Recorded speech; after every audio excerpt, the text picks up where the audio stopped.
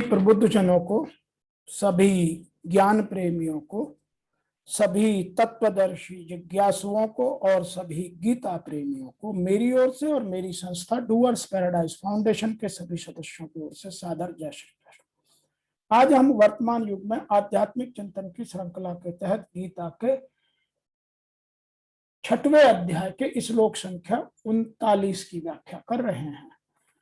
37-38 में भगवान श्री कृष्ण से अर्जुन ने प्रश्न किए और इसमें अर्जुन संशय निवारण करने के लिए भगवान से प्रार्थना कर रहे हैं। ऋषि वेद व्यास जी लिखते हैं कि अर्जुन कह रहे हैं, एतत् मे संशयं कृष्ण छेत्तुम अहिर्षि अशेषतः त्वदन्य संशस्य अस्य छेत्ता न ही उपपद्यते। हे श्री कृष्ण, मेरे इस संशय को पूरी तरह दूर करने में आप योग्य हैं, क्योंकि आपके अतिरिक्त कोई दूसरा इस संशय को दूर करने में समर्थ नहीं है। और कुछ लोग ऐसे बोलते हैं कि हे कृष्ण, मेरे इस संदेह का सर्वथा छेदन करने के लिए आप ही योग्य हैं, क्योंकि इस संशय का छेदन करने वाला आपके सिवाय दूसरा कोई हो नहीं सकता। In English, this doubt of mine, O Krishna, do thou dispel completely, for none other than thyself can possibly destroy this doubt। इसको यदि आध्यात्म की दृष्टि से समझें तो यहां जो लिखा है, एक मने संशयम कृष्ण छेत्तुम अहिर्ष अशेषतः, परमात्मा प्राप्ति का उद्देश्य होने से साधक पाप कर्मों से तो सर्वथा रहित हो गया, इसलिए वह नरक में तो जा नहीं सकता। मनुष्य योनि में आने का उसका उद्देश्य नहीं है, इसलिए वह उसमें भी नहीं जा सकता। परमात्मा प्राप्ति के साधन से भी विचलित हो गया, ऐसा साधक छिन्न भिन्न बादल की तरह नष्ट तो नहीं हो गया। यह मेरा संशय है और इस संशय को आपके अतिरिक्त कोई दूसरा दूर नहीं कर सकता। आगे लिखते हैं वो, इसी संशय की त्वदन्य संशस्य अस्य छेत्ता न ही उपपद्यते। संशय का सर्वथा छेदन करने वाला अन्य कोई हो नहीं सकता। इसका तात्पर्य है कि शास्त्र की कोई गुत्थी हो, शास्त्र का कोई गहन विषय हो, तो ऐसी कठिन पंक्ति हो जिसका अर्थ न लगता हो, तो उसको शास्त्रों के ज्ञाता कोई विद्वान भी समझ सकता हो, परंतु योग भ्रष्ट की क्या गति होगी, इसका उत्तर वह दे नहीं सकता। हाँ, योगी कुछ हद तक इसको जान सकता है कि वह संपूर्ण प्राणियों की गति अगति को अर्थात जाने और आने का कारण नहीं बन सकता, नहीं जान सकता, क्योंकि वह युज्यान योगी है, अर्थात अभ्यास करके योगी बना है। अतः वह वहीं तक जान सकता है जहां तक उसकी जानने की सीमाएं हैं, हद है।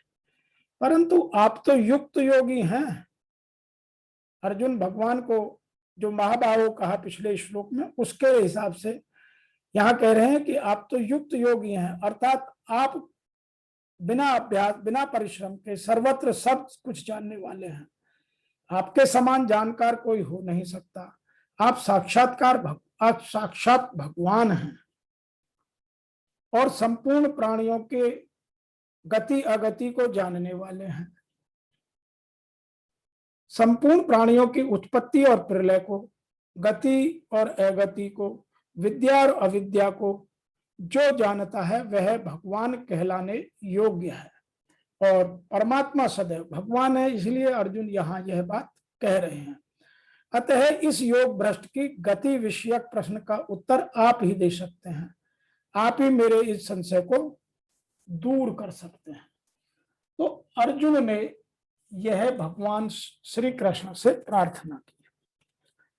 कुछ लोग इसको कुछ इस तरह भी व्याख्या करते हैं जो वर्तमान के हिसाब से सोचते हैं। कृष्ण भूत, वर्तमान और भविष्य तीनों को जानने वाले हैं।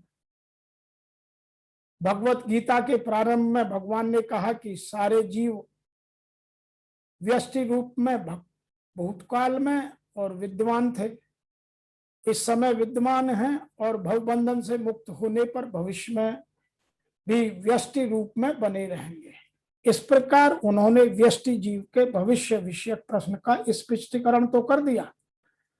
अब अर्जुन असफल योगियों के भविष्य के विषय में जानना चाहता है। कोई न तो कृष्ण के समान है और न ही उनसे बड़ा। तथाकथित बड़े बड़े ऋषि, दार्शनिक जो प्रकृति की कृपा पर निर्भर हैं, निश्चय ही उनकी समता नहीं कर सकते। अतः समस्त संदेहों का पूरा उत्तर पाने के लिए कृष्ण का निर्णय अंतिम तथा पूर्ण है, क्योंकि वो भूत, वर्तमान तथा भविष्य तीनों कालों के ज्ञाता हैं, किंतु उन्हें कोई भी नहीं जानता। कृष्ण तथा परमात्मा का साक्षात्कार किए हुए व्यक्ति ही जान सकते हैं। और यह कौन है? अर्जुन का प्रश्न अपनी जगह खड़ा हो गया, लेकिन वर्तमान में लोग जो जानना चाहते हैं वो यह है। और इसको यदि सीधे सीधे शब्दों में देखा जाए तो बड़ी छोटी सी प्रार्थना अर्जुन अपने परम प्रिय सखा और अपने मेंटर, अपने गुरु, अपने भगवान श्री कृष्ण से सीधे सीधे पूछते हैं कि हे श्री कृष्ण, मेरे इस संसार को संपूर्णता से मिटाने के लिए आप ही सक्षम हैं। आपके अतिरिक्त कोई दूसरा इस संशय को मिटाने वाला मिलना संभव भी नहीं। अतः आप मेरे प्रश्न का उत्तर दें। और इसको सुनकर भगवान श्री कृष्ण आगे के श्लोकों में अर्जुन की इस जिज्ञासा को शांत करने के लिए उत्तर देते हैं, जिनको हम आगे के श्लोकों में आनंद के साथ आपकी यात्रा में, आपकी इस आध्यात्मिक यात्रा में हम सब मिलकर आगे यात्रा करेंगे। तो इस श्लोक से जानने के लिए जो विशेष बात है वह यह है कि जब भी संशय हो तो ऐसे लोगों से पूछें जो उनको बताने में सक्षम हो। जो खुद ही असक्षम है उनसे ना पूछें, और उनसे भी फिर प्रार्थना के भाव में पूछें। जो गीता के दूसरे अध्याय में और अन्य अध्यायों में यह बात कही जा चुकी है कि महापुरुष के सामने साष्टांग प्रणाम करके, पूरी तरह समर्पण करके उनसे श्रद्धा पूर्वक प्रश्न किया जाए तो उत्तर मिल सकता है। तो अर्जुन यहाँ बड़े विनय भाव से और भगवान श्री कृष्ण को महाबाहो कहकर पूर्णतः समर्पित होकर यह प्रश्न कह रहे हैं कि आपके अतिरिक्त मेरे इस संशय को कोई दूर नहीं कर सकता, इसलिए प्रभु आप उत्तर दीजिए। आज के इस श्लोक की व्याख्या में इतना ही। आपसे फिर शीघ्र मिलते हैं। तब तक के लिए आपको मेरी ओर से और मेरी संस्था के सभी सदस्यों की ओर से सादर जय श्री कृष्ण। और आपसे मैं निवेदन करता हूं कि आप मेरे इस वीडियो को स्वयं देखें, अपने प्रियजनों को दिखाएं और लाभान्वित होकर इस प्रचार प्रसार में सहायक बने। इसी के साथ ओम नमो भगवते वासुदेवाय नमः।